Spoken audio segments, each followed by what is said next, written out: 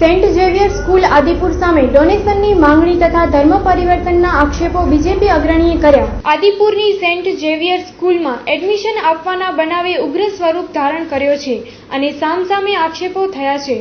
બીજેપીના પ્રમુખ શંભુભાઈ આહિર એડમિશન અંગે સ્કૂલમાં ગયા હતા, ત્યાં બોલાચાલી થયા બાદ અપશબ્દો કહ્યા હતા તથા માર માર્યાનો આક્ષેપ આચાર્ય જ્યોર્જે કરી ફરિયાદ નોંધાવી છે। जो हमारे स्कूल में अभी गुजराती मीडियम में सभी क्लास में संख्या पूरा इस 65 का आसपास है, इसलिए 7वां दौरान में एक एडमिशन के लिए शंभू भाई आहिर जिला पंचायत का मेंबर है, उसने आया था और दूसरा किसी का एडमिशन के लिए आया था। फिर जिला शिक्षण अधिकारी का लेटर लेके आया था, लेकिन 7वां दौरान में जगह नहीं એટલે હું ના પાડ્યા હતા। પણ એ તો કહેતો હતો હું તો જિલ્લા પંચાયતના સભ્ય હું, અહીંયા બીજેપીના મોટા માણસ છું, એટલે મારા તો તમારા એડમિશન તો આપવું પડે એવું કહીને ગાળો બોલવાનું ચાલુ થઈ ગયું। મારે એટલે ગંદા ગાળો બોલીને પછી ત્યાંથી મને મારવા માટે ઊભો થઈ ગયો।